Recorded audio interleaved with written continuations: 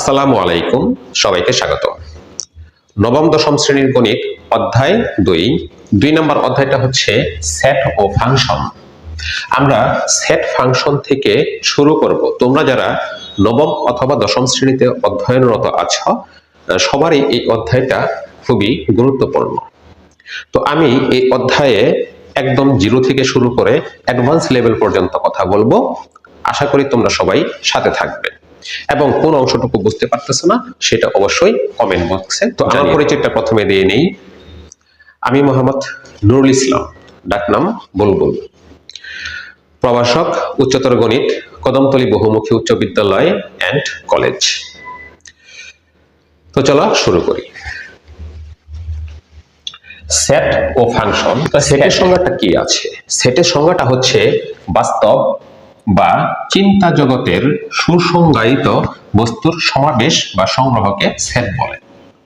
কথাগুলো কেমন একটু কঠিন কঠিন হয়ে গেল, চলো একটু ছোট ছোট অংশ করে ভাগ করে আমরা বুঝে নেই। দেখি প্রথমে কি আছে, বাস্তব জগৎ। তাহলে বাস্তব জগৎ জিনিসটা কি? বাস্তব জগৎটা হচ্ছে আমরা সকালে ঘুম থেকে উঠলাম, ঘুম থেকে উঠে ঘুমাতে যাওয়ার আগ পর্যন্ত চোখ মেলে তাকিয়ে আমরা যা কিছু দেখতেছি সবকিছুই হচ্ছে আমাদের বাস্তব জগৎ, সুসংজ্ঞায়িত। এই সুসংজ্ঞায়িত বা জিনিসটা কি? এত কঠিন করে বলার কোনো দরকার ছিল বলে মনে হয় না, তাই না? তো চলো দেখি এটা আসলে কি কঠিন করেছে না সহজ করেছে, একটু বুঝে নেই। তো দেখবো সুসংজ্ঞায়িত। আচ্ছা, সুসংজ্ঞায়িত, এরপরে আরেকটা কথা আছে, বস্তুর সমাবেশ। এই যে সমাবেশ এবং সুসংজ্ঞায়িত, এই যে দুইটা জিনিসের কিছুটা মিল আছে। আমরা ধরো আমি দশম শ্রেণীর একজন ছাত্র, আমার কোনো বড় ভাই বা কোনো বড় আপু আমাকে বিয়ের দাওয়াত দিল।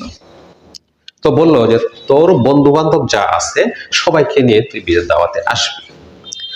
তো আমি দেখলাম যে আমার বন্ধু বান্ধব মিলে আমরা 20 জন হই। তাহলে আমার এই 20 জন বন্ধু বান্ধব মিলে আমরা বিয়ের দাওয়াতে যাব। তো বিয়ের দাওয়াতে যাওয়ার আগে চিন্তা করলাম, যেহেতু বড় ভাই আমাকে দাওয়াত দিয়েছে তাহলে আমাকে একটা গিফট নিয়ে যেতে হবে। গিফটটা নিয়ে গেলে বড় ভাই খুশি হয়ে যাবে। তো সেজন্য আমি গিফট কিনতে সবাইকে বললাম এবং সবাই টাকা জড়ো করে দোকানে গেলাম। এখন দোকানে গিয়ে আমি বলতেছি কি নেওয়া যায়, তখন আমাদের মাথায় আসলো যে আমরা একটা ডিনার সেট নিতে পারি। যখন ডিনার সেট নিতে পারি চিন্তা করলাম, তখন দোকানে গিয়ে বলছি যে আমাকে একটা ডিনার সেট দেন।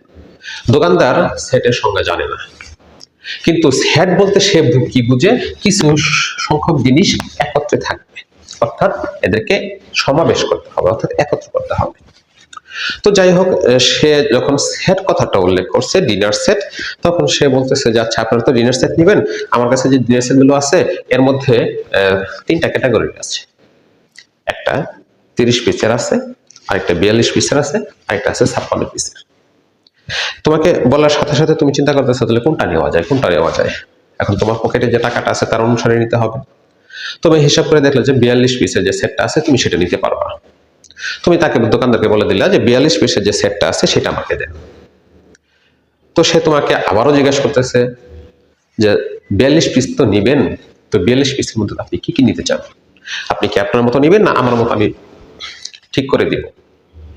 তুমি তখন বলে দিলা যে আমার মতো করে নিব, আমাকে ওই 42 পিসের মধ্যে 5টা থাল, 10টা বাটি সবকিছু মিলে তুমি বলে দিলা। তাহলে একটু চিন্তা করে দেখো তো, তুমি যখন দোকানদারকে গিয়ে বলেছো সেট, ডিনার সেট, তখন সে অবশ্যই বুঝেছে যে এখানে কিছু জিনিস একত্র থাকবে, অর্থাৎ সমাবেশ থাকবে। কিন্তু তুমি কিন্তু তখন সুসংজ্ঞায়িত বলো নাই কয় পিসের নিবা।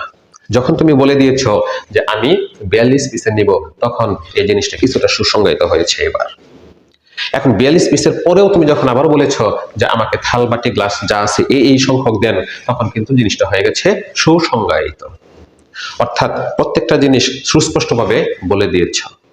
তাহলে কি দাঁড়াইলো? তাহলে বুঝতে পারলাম যে সুসংজ্ঞায়িত মানেটা হচ্ছে যে প্রত্যেকটা জিনিস সুনির্দিষ্টভাবে বলে দিতে হবে। তাহলে সেট যখন হবে তখন অবশ্যই সবগুলো জিনিস একদম স্পেসিফিক ভাবে সুস্পষ্টভাবে বলে দিতে হবে। এটাই হচ্ছে সুসংজ্ঞায়িত। তাহলে সংজ্ঞাটা আবারও দেখি। সংজ্ঞাটা কি হইল?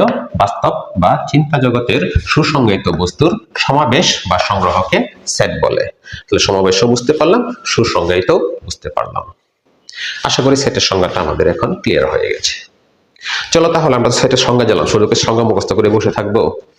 এটা লিখতে পারলে হইল। এখন সংজ্ঞাটা আমি লিখলাম, কিন্তু জানলাম না এটা কিভাবে লিখতে হয়। তাহলে চলো দেখি যে এই সেটটাকে যে আমি লিখবো সেটা কিভাবে লিখতে হয়। সেট লেখার সময় অবশ্যই একটা সেটের নাম দিতে হবে। যেমন ধরো আমার একটা নাম আছে, আমার জন্মের পর আমার বাবা মা আমার একটা নাম দিয়ে দিয়েছে, তোমার একটা নাম আছে। ঠিক একইভাবে সেটটা তুমি যখন লিখবা, সেটকে একটা সুনির্দিষ্টভাবে তার একটা নাম দিয়ে দিতে হবে, এবং সেটা দিতে হবে অবশ্যই বড় হাতের অক্ষরে। এ থেকে জেড পর্যন্ত যে কাউকে তুমি এটা নিতে পারবা। এরপর এই নামের সমান চিহ্ন দিয়ে একটা ব্র্যাকেট দিতে হবে, সেকেন্ড ব্র্যাকেট, এবং সেকেন্ড ব্র্যাকেটের মধ্যে এই সেটের উপাদানগুলো একত্র করে লিখতে হবে, এবং প্রত্যেকটা উপাদানের পর একটা করে কমা চিহ্ন দিতে হবে। তাহলে সেটটা কি দাঁড়াইলো? এ সেট। এ সেটটার কি হইলো? A B C. দেখো প্রত্যেকটার পর একটা করে আমি কমা চিহ্ন দিয়েছি। তাহলে সেটের সংজ্ঞা পেলাম, সেট কিভাবে লিখতে হবে সেটাও আমরা পেয়ে গেছি। তাহলে এই সেটটার হচ্ছে এ সেট। এ সেটের ভিতরে তিনটা জিনিস আছে, একটা এ, একটা বি, আর একটা হচ্ছে সি। এবং ভিতরে যেগুলো থাকবে সেগুলোকে অবশ্যই আমরা ছোট হাতের লিখবো, এটা কখনো বড় হাতের লিখবো না। এবং এগুলোকে প্রত্যেকটাকে বলা হয় এক একটা উপাদান বা এলিমেন্ট। তো এই ভিতরের উপাদান হচ্ছে তিনটে হচ্ছে সেটের উপাদান। তো নিশ্চয়ই আমরা সেট বুঝতে পেরেছি এবং সেটটাকে কিভাবে লিখতে হবে সেটাও বুঝতে পেরেছি।